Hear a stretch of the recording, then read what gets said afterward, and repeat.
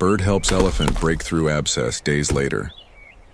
Something horrible happens.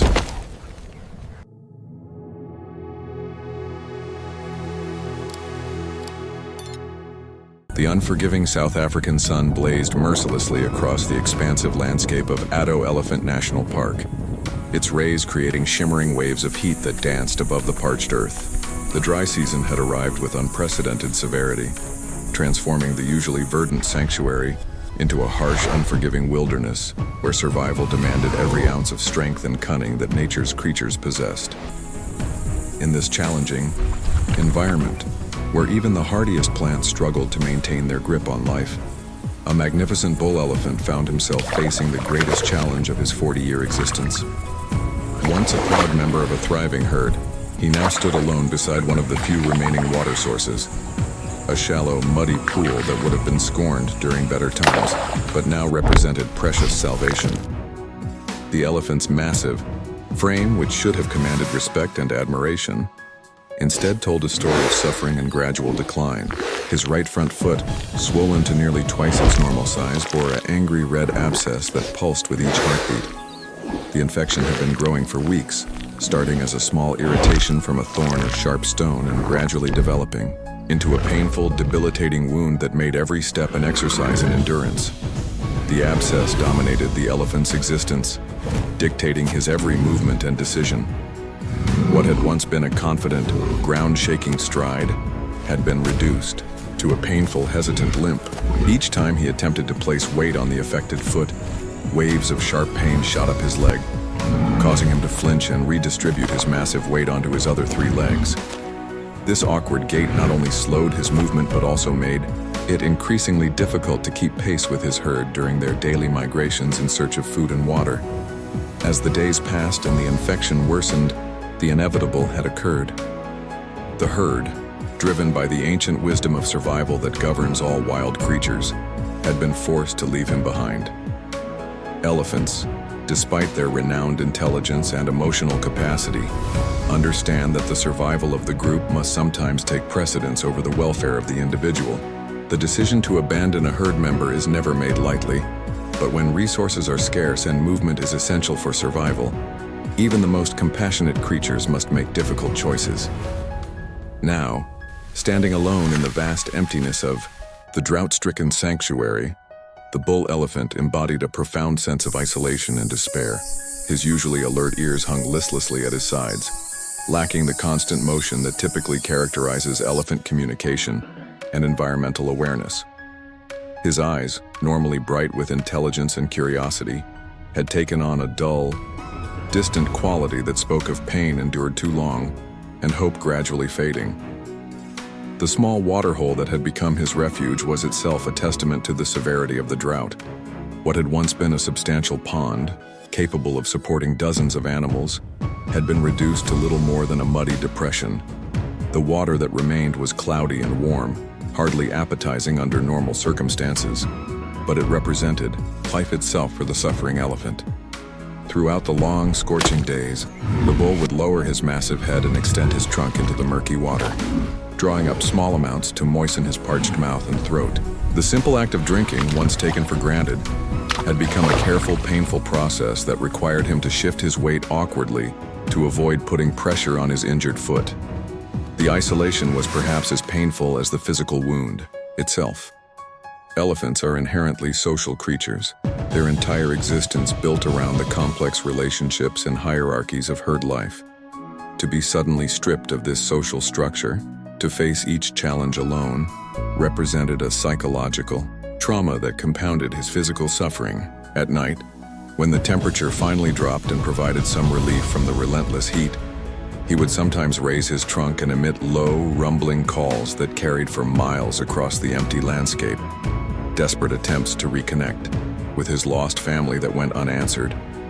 It was during one particularly difficult morning, as the elephant stood motionless beside the shrinking waterhole, that an unexpected visitor arrived. A sleek black bird with an elegantly curved beak alighted on a nearby thorn bush, its sharp eyes immediately drawn to the obvious distress of the massive creature before it. The bird, a red-billed oxpecker, was a species well known for its symbiotic, relationship with large African mammals. But this particular encounter would prove to be extraordinary. The oxpecker approached with the confident curiosity that characterizes its species, hopping closer to the elephant with each passing moment. Its keen eyes, evolved to detect the smallest signs of parasites and wounds on its usual hosts, immediately identified the swollen, infected abscess as something requiring attention. The bird's behavior was driven by instinct rather than conscious compassion, but the result would be the same. With a series of quick, precise movements, the oxpecker positioned itself near the elephant's infected foot. The bull, exhausted and weakened by days of pain, barely reacted to the small bird's presence. He had long since abandoned the defensive alertness that would normally characterize his response to any approaching creature, his energy reserves, depleted by the constant battle against infection and pain. The oxpecker's examination of the wound was thorough and methodical. It circled the swollen area several times, its head tilted at various angles as it assessed the situation with the clinical precision of a natural surgeon. The abscess had reached a critical stage, the skin stretched thin and discolored, the infection creating pressure that demanded release. Without hesitation, the bird began its work. Its sharp beak, perfectly designed for removing parasites and cleaning wounds, was ideally suited for the task at hand. The first contact between beak and abscess was gentle, almost exploratory, as the oxpecker tested the condition of the swollen tissue. Then, with a quick, decisive movement, the bird pierced the stretched skin of the abscess. The response was immediate and dramatic. A stream of yellow, infected fluid burst from the wound, carrying with it the pressure that had been building for days. The elephant startled at the sudden sensation, but almost immediately his posture shifted as the sharp, constant pain began to subside. The relief was profound and immediate. For the first time in weeks, the bull elephant could place his foot on the ground without experiencing waves of agony. The pressure that had been building within the infected tissue was gone, replaced by a dull ache that, while still uncomfortable, was manageable in comparison to what he had been enduring. Encouraged by the success of its initial intervention, the oxpecker continued its work. Several more precise pecks helped to ensure complete drainage of the infected material, each action guided by millions of years of evolutionary programming that had fine-tuned this remarkable symbiotic relationship. The bird worked with the focused intensity of a skilled surgeon, removing dead tissue and allowing the wound to begin the natural healing process. The elephant's gratitude was expressed in the gentle way he moved his trunk, a subtle gesture of acknowledgement that the small bird had provided relief where none had seemed possible. The oxpecker, its work complete for the moment, hopped back to observe its patient before taking flight with a series of cheerful chirps that seemed almost celebratory. That night, for the first time in many days, the bull elephant was able to rest properly. The constant throbbing pain that had plagued his every moment had been replaced by manageable discomfort, allowing him to lie down and achieve the deep, restorative sleep that his body desperately needed. His breathing, which had been shallow and rapid due to constant pain, deepened and slowed to a more natural rhythm. For several days following the oxpecker's intervention, the elephant's condition seemed to improve dramatically. He was able to move more freely around his limited territory, reaching previously inaccessible patches of vegetation and drinking more easily from the shrinking waterhole. The immediate drainage of the abscess had provided genuine relief, and hope began to return to his demeanor. However, the oxpecker's natural surgery, while beneficial in the short term, could not address the underlying infection that continued to rage within the deeper tissues of the elephant's foot.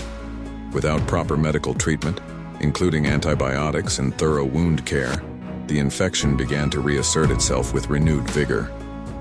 Within a week, the wound had not only returned to its previous state but had actually worsened considerably. The brief period of hope gave way to an even more desperate situation as the infection spread deeper into the tissues of the foot. The abscess reformed, larger and more painful than before, and was accompanied by a foul odor that attracted clouds of flies and other insects. The elephant's condition deteriorated rapidly. The temporary improvement had been replaced by a level of suffering that exceeded even his previous ordeal. Unable to move effectively, he found himself trapped beside the nearly dry waterhole, his world reduced to a few square meters of cracked earth and dying vegetation. The pain became so intense that movement of any kind was nearly impossible. The elephant would stand motionless for hours at a time, his massive frame swaying slightly as he struggled to maintain balance while avoiding any pressure on his infected foot. His breathing became labored and rapid, each breath requiring conscious effort as his body fought the spreading infection. Food became increasingly difficult to obtain. The sparse vegetation within his limited range of movement was quickly exhausted, and his inability to travel meant that he could not access the more abundant feeding areas that might have sustained him. His massive frame, once filled with the robust health of a mature bull elephant, began to show the unmistakable signs of starvation and systemic illness. The waterhole, his last connection to life, continued its relentless shrinkage. What had been a modest pool was reduced to little more than a patch of mud at the bottom of a depression. The elephant would lower his trunk into this remaining moisture, extracting what little water he could find. But even this basic need was becoming increasingly difficult to meet. As the days passed, the bull elephant situation became increasingly desperate. The infection had spread beyond the original wound site, causing swelling and discoloration that extended up his leg. His body temperature fluctuated wildly as his immune system struggled against the overwhelming bacterial invasion, and his eyes took on the glazed appearance of a creature approaching the limits of endurance. It was during this darkest period of his ordeal that salvation arrived in the form of two dedicated park rangers conducting their morning patrol. David Makona, a veteran ranger with 15 years of experience in Addo Elephant National Park, and Samuel Kumalo, his younger partner whose passion for wildlife conservation matched his senior colleague's expertise, had begun their day with a routine check of water sources throughout their assigned sector. The drought had made these water source inspections critically important, as the remaining pools and springs often became focal points for wildlife activity and, unfortunately, wildlife emergencies. Rangers had discovered numerous animals in distress at these locations, from dehydrated antelope to injured predators, making these daily patrols essential for effective wildlife management. As their vehicle crested a small rise overlooking the waterhole that had become the elephant's prison, David's experienced eyes immediately identified something unusual. The large gray mass beside the water didn't show the movement patterns typical of a healthy elephant. Instead, it remained motionless in a way that suggested either death or severe distress. "Samuel, do you see that?" David pointed toward the waterhole, his voice carrying the concern of someone who had witnessed too many wildlife tragedies. "That elephant hasn't moved since we came into view. That's not normal behavior." Samuel adjusted his binoculars, focusing on the distant figure, with growing alarm.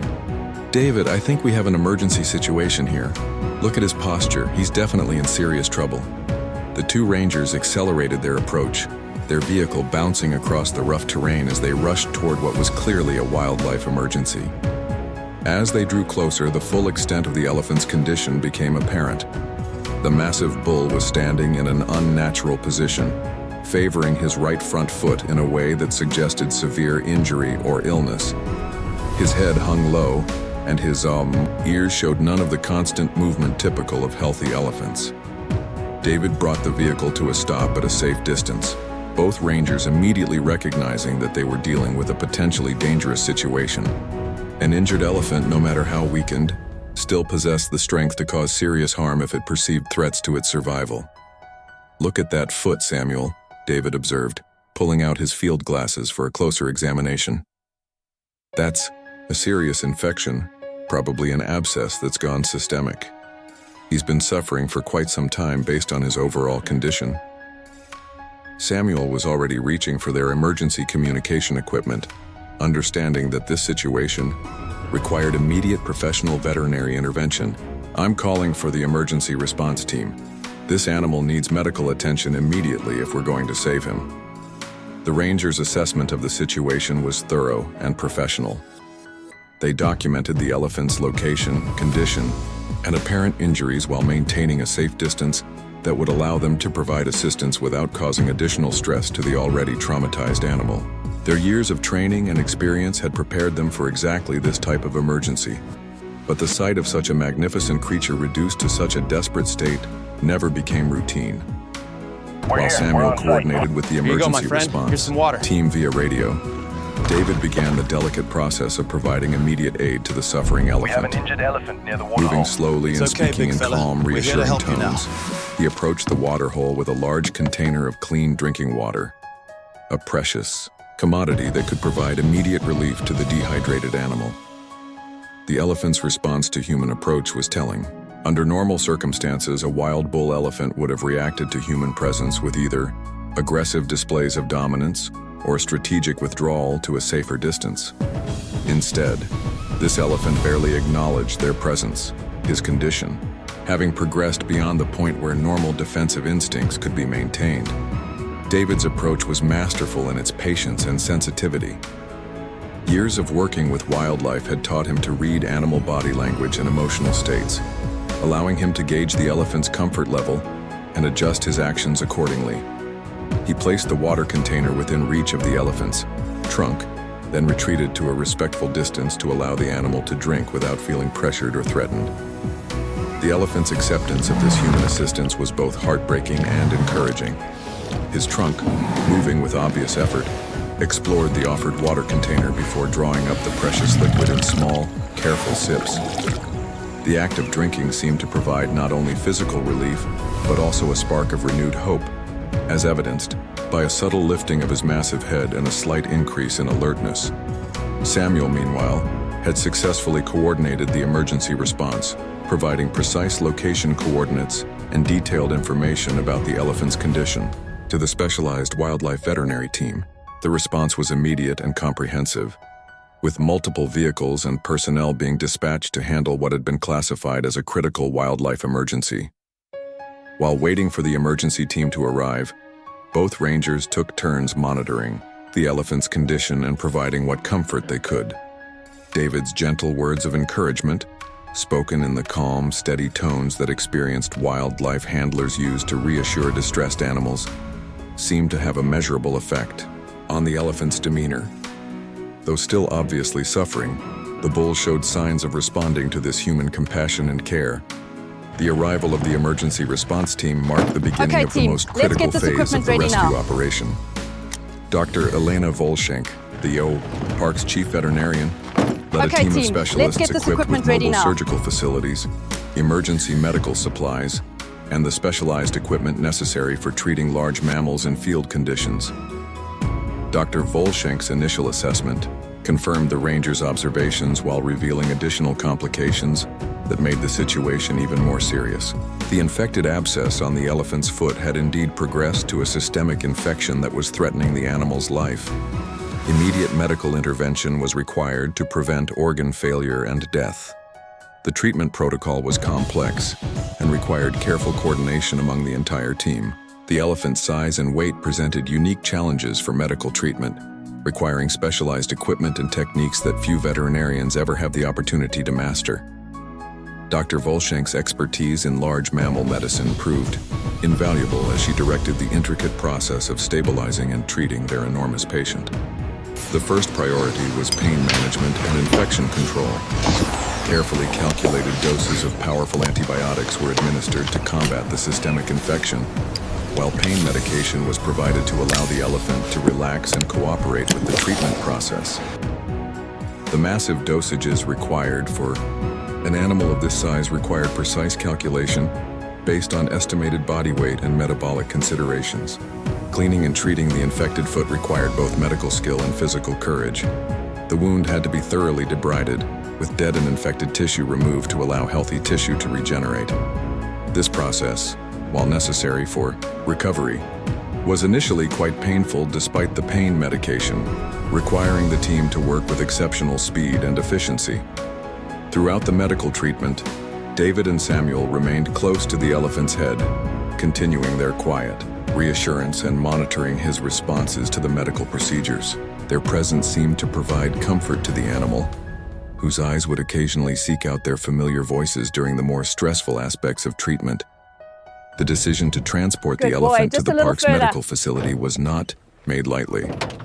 Moving an animal of this size and in this condition presented significant risks, but the benefits of controlled environment treatment outweighed the potential dangers of field medicine alone. A specialized transport vehicle, essentially a mobile elephant ambulance, was brought to the scene to facilitate this crucial relocation. The loading process was a masterpiece of wildlife handling expertise. Using a combination of gentle encouragement, strategically placed ramps, and the elephant's own cooperation, the team successfully guided him into the transport vehicle. The interior had been specially prepared with thick padding, climate control, and monitoring equipment to ensure his comfort and safety during the journey. Samuel rode in the transport vehicle alongside their patient, maintaining constant observation of vital signs and providing reassurance throughout the journey to the medical facility. His presence seemed to provide comfort to the elephant, whose condition remained stable throughout the transport process. The park's veterinary facility, while designed for wildlife treatment, had rarely hosted a patient of this magnitude. The specially reinforced treatment bay, with its high ceilings and heavy-duty equipment, provided the perfect environment for intensive care of large mammals. The elephant was settled onto a thick bed of clean straw, with immediate access to fresh water and carefully selected foods. Dr. Volschenk's treatment plan extended far beyond the immediate medical crisis. The elephant would require weeks of intensive care, including daily wound cleaning, medication administration, and careful monitoring for complications. The infection had been severe enough to cause systemic damage that would require time and careful management to fully resolve. The recovery process was gradual but encouraging. Each day brought small improvements in the elephant's condition and demeanor. His appetite returned first, followed by increased alertness and interest in his surroundings. The infected wound on his foot began to heal properly, with healthy tissue, gradually replacing the damaged areas. David and Samuel made daily visits to check on their patient's progress, their presence always welcomed with subtle signs of recognition and appreciation. The bond formed during those critical first hours of rescue had created a lasting connection that transcended the typical relationship between humans and wild animals. After 3 weeks of intensive treatment, Dr. Volschenk pronounced the elephant ready for the next phase of his recovery. The infection had been completely eliminated, the wound had healed sufficiently to support normal activity, and his overall physical condition had improved dramatically. It's good to see you again. The transition back to wildlife would require careful management to ensure long-term success. The rehabilitation process involved gradually increasing the elephant's activity level and independence. He was moved to a larger enclosure that allowed for more natural movement and behavior, while still providing security and monitoring capabilities. His diet was adjusted to more closely resemble natural foraging, and human contact was gradually reduced to encourage the restoration of normal wild behaviors. The day selected for release was chosen with careful consideration of weather conditions, seasonal patterns, and the location of elephant herds within the park. The goal was to provide the best possible opportunity for successful reintegration with other elephants while minimizing stress and risk. The release site, carefully selected for its abundant resources and distance from high-traffic areas, represented a new beginning for the recovering bull elephant. The transport to this location was conducted with the same care and attention that had characterized every aspect of his treatment and recovery. As the transport vehicle door opened and the elephant stepped onto the natural ground of his home territory, the transformation in his demeanor was immediate and profound. His trunk rose high, sampling the complex sense of the wild landscape, while his ears resumed the constant motion that characterizes healthy elephant behavior. David and Samuel watched from a respectful distance as their former patient took his first steps back into the wild. The powerful, confident stride had returned, showing no trace of the painful limp that had nearly cost him his life. His massive head was held high, and his eyes showed the alertness and intelligence that mark a truly healthy elephant. The moment of final separation was poignant for everyone involved in the rescue and recovery effort. The elephant paused at the edge of his temporary human world, turning back to acknowledge those who had saved his life. His gaze lingered on David and Samuel, the two men who had first found him in his darkest hour and remained with him throughout his journey back to health. Then, with a deep, rumbling call that carried across the landscape like a proclamation of freedom, he turned away from his rescuers and walked steadily toward his future. Each step left a deep impression in the soft earth, marking his passage from captivity back to the wild where he belonged. The rangers remained until their former patient disappeared behind a distant ridge, his massive form gradually blending with the landscape until only the memory of his presence remained. In the weeks that followed, occasional sightings would confirm his successful reintegration into the park's elephant population, sometimes traveling alone and sometimes in the company of other bulls. For David and Samuel, returning to their regular patrol duties carried new meaning after their experience with the rescued elephant. Every water source check, every wildlife sighting, every conservation activity was informed by the memory of one magnificent creature who had been given a second chance at life through the combination of natural cooperation and human dedication. The Crow story of the elephant and the oxpecker became part of the park's oral history, told around evening campfires and shared with visiting researchers and conservationists. It served as a powerful reminder that in the complex web of African wildlife, survival often depends on unexpected alliances and the willingness of different species to help one another.